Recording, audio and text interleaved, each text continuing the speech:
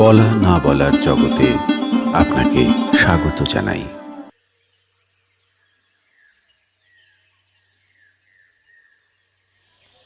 দেওয়া তো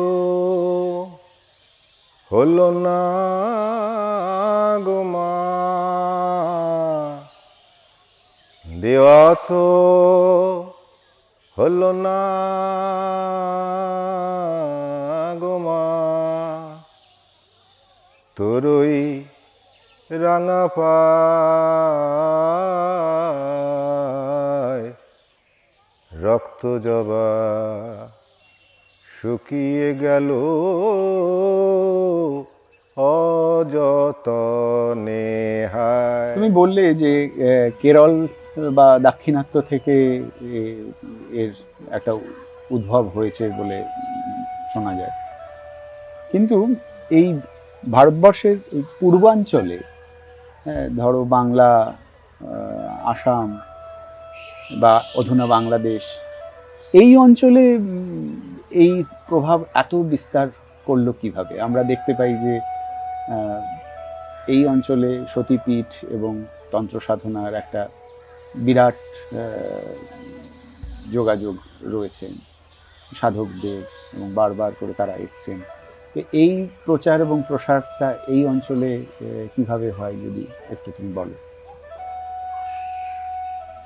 একটা কথা প্রথমেই বলে রাখা ভালো যে মনে করা হয় তন্ত্রশাস্ত্র কিংবা তন্ত্রবিদ্যা এটা মূলত অনার্যদের সাধনার একটা ব্যাপার। পরবর্তীকালে যদিও এখন এটা নিয়ে অনেক বিতর্ক আসছে যে আর্যরা আদৌ এসছিল কিনা কিংবা কিছু, কিন্তু পরবর্তীকালে দেখা গেল যে কিছু অদ্ভুত অদ্ভুত উচ্চারণের সঙ্গে কিছু সংস্কৃত মিশে যাচ্ছে, অ্যাকালচারেশন হচ্ছে। তাতে অনুমান করা যায় যে যখন আর্যরা এসছিল তারা বৈদিক সভ্যতাটাকে নিয়ে এসেছিল, এটা অনুমান করা যায়, যদিও ব্যাপারটা অত্যন্ত বিতর্কিত। তো তারা একটা সময় এসে অনুভব করেন যে এটা অত্যন্ত খুব গুরুত্বপূর্ণ রহস্যপূর্ণ একটা বিদ্যা, যেটা দিয়ে অনেক কিছু অসম্ভবকে সম্ভব করা যায়। ধীরে ধীরে ধীরে ধীরে তারা ঢুকতে থাকেন, অনার্যদের সঙ্গে তাদের সখ্যতা হয়, পারিবারিক সম্বন্ধ তারা তৈরি করেন শুধুমাত্র এই বিদ্যাটা শেখার জন্য। যখন তারা এই বিদ্যাটাকে ধীরে ধীরে আয়ত্ত করতে থাকেন, তখন ধীরে ধীরে ওরা ওদের মতন করে ফেলেন, যেখানে তন্ত্রের রিং এই শব্দটার সঙ্গে ওং শব্দটাও লেগে যায়। এই রিং শব্দটা ঘোরতর অনার্য একটা শব্দ, তার সঙ্গে কিন্তু বৈদিক শব্দ ওং যুক্ত হয়ে গেল। এই যে অ্যাকালচারেশনটা, এটা কিন্তু অনার্যদের থেকেই তৈরি হয়ে গেছিল। পরবর্তীকালে এটা যেখানে যেখানে আর্য সভ্যতা ছড়িয়েছে সেখানে সেখানে এটাও ছড়িয়ে গেছে, এবং ধীরে ধীরে ধীরে ধীরে ওরা এই শাস্ত্রটার প্রতি এতটাই আধিপত্য বিস্তার করেন যে অনার্যরা একটু পিছিয়ে পড়েন, এবং তারা তাদের মতন করে গোপন করে নেন, নিজেদেরকে গুটিয়ে ফেলেন, যেখান থেকে কিন্তু একটা রহস্যময়তা তৈরি হয়ে যায়। আর্যরা যেটাকে খুব ওপেন করে দিতে চাইছিলেন সবার কাছে, সেটা অনার্যরা আর নিজেদের জিনিস ছাড়তে চান না, তখন সেটা গোপন হতে থাকে। গৃহীর পালিত ধর্ম, সেখান থেকে সেটা ধীরে ধীরে চলে যায় জঙ্গলে, মন্দিরে, শ্মশানে, এই সমস্ত জায়গায় তারা চলে যায় এবং সেখানে গোপনে পালন করতে থাকেন তাদের ধর্ম। কিন্তু প্রথম থেকেই যেটা ব্যাপার ছিল যে সেটা হচ্ছে গৃহীর পালিত ধর্ম। এবং গৃহীর পালিত ধর্মটা কেন, তার কারণ যেটা, যে প্রতি সাধু মানুষ, মহাত্মা মানুষ, তারা বলেছেন ষড়রিপু জয় করতে। তো তার আগে একটা কথা বলে নেওয়া প্রয়োজন, ভারতবর্ষের সাধনার ধারা দুটো, একটা হচ্ছে একক ভজন আর একটা হচ্ছে যুগল ভজন। এটা ভারতবর্ষের পালিত প্রতিটা ধর্মের মধ্যে দেখা যায়, সেটা শৈব হোক, বৈষ্ণব হোক, শাক্ত হোক, যাই হোক না কেন দেখা যায়।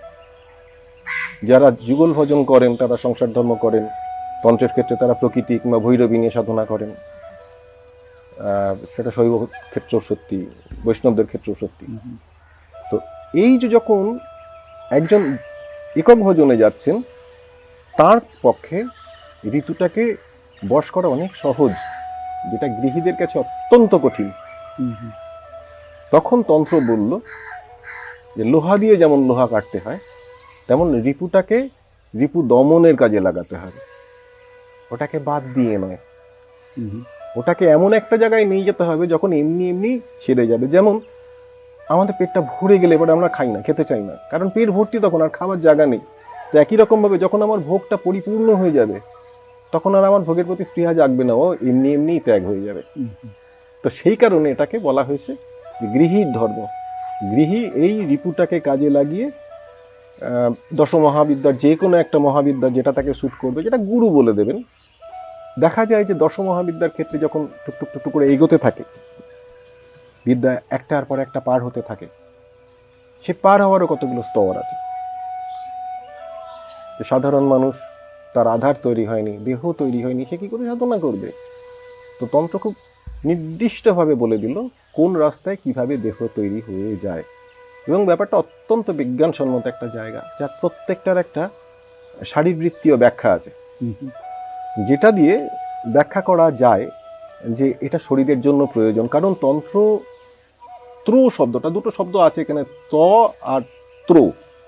ত্রো মানে হচ্ছে ইজম, একটা মতবাদ, শরীর সম্বন্ধীয় মতবাদ, অর্থাৎ এমন একটা ধর্মাচরণ যেটাকে শরীর ব্যবহার করে ঈশ্বরের সান্নিধ্যে পৌঁছানো, তাকে উপলব্ধি করা, অনুভব করা। এটা হচ্ছে তন্ত্রের মূল উদ্দেশ্য, কিচ্ছু বাদ দিয়ে নয়, সব কিছু নিয়ে। তারপরে একটা সময় একটা একটা করে ছাড়তে থাকবো, প্রথমে ইতি ইতি, তারপরে নেতি নেতি, একটা একটা করে ছাড়তে থাকবে। মহাকাশে যেমন রকেট যায়, একটা একটা করে পার্ট খুলতে থাকে, খুলতে থাকে, পড়তে থাকে, একটা সময় মূল জায়গাটা চলে যায়, মূল লক্ষ্যে, কিন্তু পড়ে থাকে তার এগুলো। তন্ত্রশাস্ত্র ঠিক সেটাই শিখিয়ে দিয়েছে। তো পঞ্চমকারের প্রথম 5টার মধ্যে প্রথম 3টে হলো মদ্য, মৎস্য, মাংস। তারা কোন বলা না বলার জগতে এমন নানা কাহিনীর হদিশ থাকছে।